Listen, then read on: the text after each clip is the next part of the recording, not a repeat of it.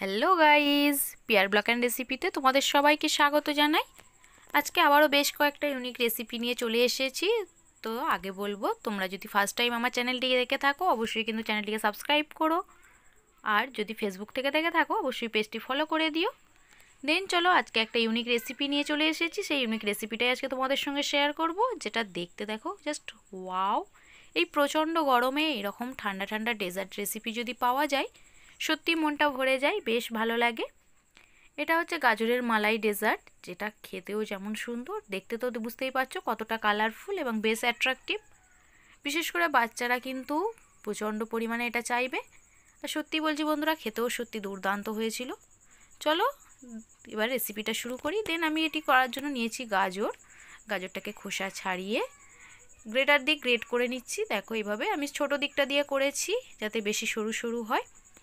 বেশ দারুণ একটা রেসিপি বন্ধুরা, তোমরা চাইলে এটা কিন্তু বাড়িতে ইজিলি তৈরি করে দিতে পারো। যেসব বাচ্চারা বাড়িতে গাজর খেতে চায় না তাদেরকে যদি এইভাবে একটা ডেজার্ট রেসিপি করে দাও তারা অবশ্যই কিন্তু খেয়ে নেবে। বুঝতে পারছো গাজরটা কতটা ঝুরঝুরে করে আমি কুচো করে নিয়েছি।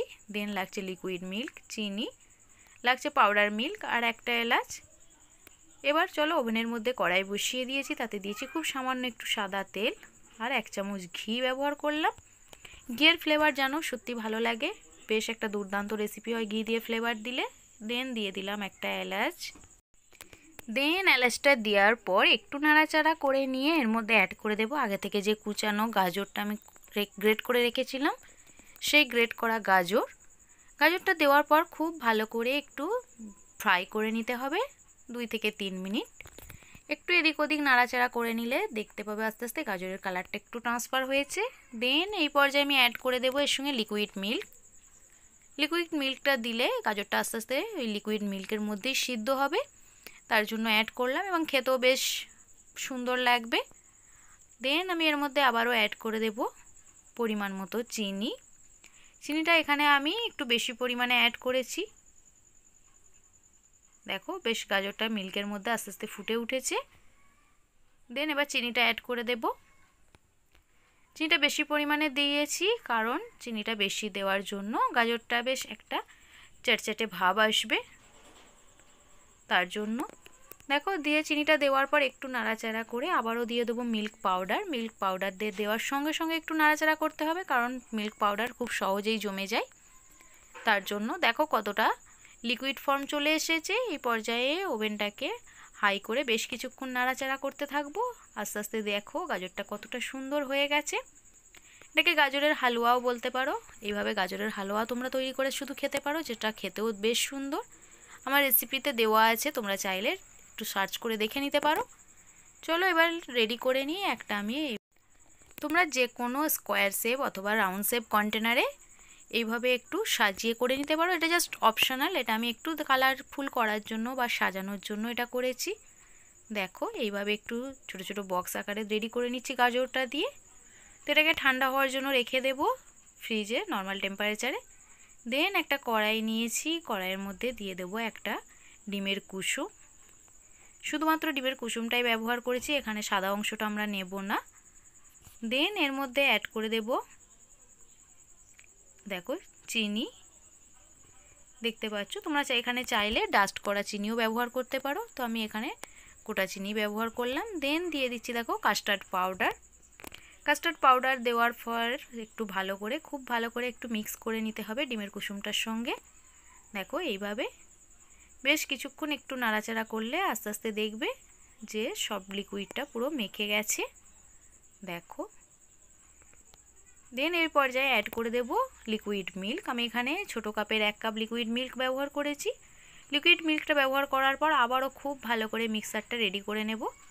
দেখতে পাচ্ছ একটু মিক্স করে নেওয়ার পর ওভেনের মধ্যে বসিয়ে দেব। দেখো চিনিটা বেশ অনেকটাই লিকুইড ফর্মে চলে এসেছে, সামান্য পরিমাণে বাকি আছে। এবার চলো ওভেনের মধ্যে বসিয়ে দিই। ওভেনের মধ্যে বসিয়ে দিয়ে আবারও খুব ভালো করে কিছুক্ষণ নাড়াচাড়া করতে হবে। এই পর্যায়ে হাতটা কিন্তু থামিয়ে দিলে চলবে না, একই পর্যায়ে এইভাবে নাড়াচাড়া করে যেতে হবে। দেখবে আস্তে আস্তে ফুটতে শুরু করবে এবং খুব তাড়াতাড়ি বেশ একটা লিকুইড ফর্ম থেকে একটু গাঢ় হয়ে যাবে আস্তে আস্তে। দেখতে পাচ্ছ হয়ে যাচ্ছে। সেই জন্য এই পর্যায়ে কিন্তু হাতটা বন্ধ করলে হবে না, একভাবে নাড়াচাড়া করতে হবে। দেখো আগের থেকে কতটা ক্রিমি একটা টেক্সচার চলে এসেছে। এটা হয়ে যাওয়ার পর সঙ্গে সঙ্গে কিন্তু আমি টিফিন কৌটোটা বার করে নিয়েছি। দেখো আগে থেকে যে সেট করে রেখেছিলাম গাজরটা, সেটা বার করে নেওয়ার পর সঙ্গে সঙ্গে কিন্তু আমি একটু রেডি করে নিয়ে জাস্ট লিকুইড ফর্মটা এর মধ্যে অ্যাড করে দেব। কারণ বেশি দেরি করলে আস্তে আস্তে লিকুইড ফর্মটা যে ক্রিমি টেক্সচারটা আছে সেটা জমে শক্ত হয়ে যাবে।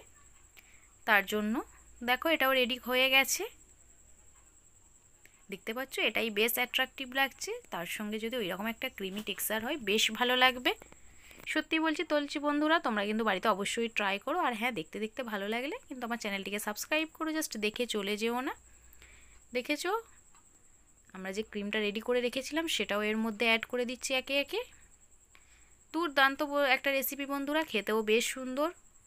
গাজরের মালাই পুডিংও বলতে পারো বা গাজরের মালাই রেসিপি বলতে পারো, যেটা বলবে সেটাই। জাস্ট অসাধারণ খেতে, খাওয়াটাই প্রধান ব্যাপার। যে কোনো জিনিস কিন্তু খেতে যদি মুখে স্বাদ লাগে বেশ ভালো লাগে। তো এই পর্যায়ে দেখো আমি এটাকে রেডি করে নিয়েছি, দেখতে বেশ অ্যাট্রাকটিভ লাগছে না বন্ধুরা, বলো? দেন আমি এটাকে রেডি করে নেওয়ার পর ফ্রিজের মধ্যে রেখে দেবো কিছুক্ষণ। ফ্রিজ থেকে বার করে তোমাদের সঙ্গে শেয়ার করি, চলো দেখো। আধা ঘন্টা পর দেখতে পাচ্ছ বেশ জমে গেছে। আগেই বলেছিলাম বন্ধুরা, এই প্রচণ্ড গরমে যদি এইরকম একটা ঠান্ডা ঠান্ডা ডেজার্ট রেসিপি হয় সত্যিই ভালো লাগে, মন প্রাণ দুটোই বেশ জুড়িয়ে যায়। আর বাইরে থেকে ঘুরে আসার পর যদি এরকম একটা ঠান্ডা ঠান্ডা রেসিপি হয় আরও ভালো লাগে। দেখো দেখতেও বেশ কালারফুল হয়েছে। আমি উপর থেকে একটু ডেকোরেশন করার জন্য কিশমিশ আর কাজু দিয়ে দিয়েছি। এগুলো অপশনাল, তোমরা চাইলে আদার্স কিছু এর মধ্যে অ্যাড করতে পারো। দেন চলো একটা খেয়ে একটু দেখাই তোমাদের, তাহলে তোমরা বুঝতে পারবে আরও কতটা সুন্দর হয়েছে। চলো একটু খেয়ে দেখালেই তোমরা বুঝতে পারবে এটা কতটা সুন্দর হয়েছে। আরও দেখো জাস্ট ওয়াও, এই যে দেখতে পাচ্ছ মালাইটা কতটা সুন্দর হয়েছে। মালাইটা বেস্ট সফট, সঙ্গে গাজরটা একটু হার্ড, দুটো মিশিয়ে একটা দারুণ মিক্সার রেসিপি। সত্যি তাই বন্ধুরা, তোমরা কিন্তু বাড়িতে এটা ট্রাই করো। ভালো লাগলে আমার চ্যানেলটিকে সাবস্ক্রাইব করো, আমার পাশে থেকো, এবং ফেসবুক থেকে যদি দেখে থাকো অবশ্যই পেজটি ফলো করে দিও। বাই, সকলে ভালো থেকো, বি কেয়ারফুল।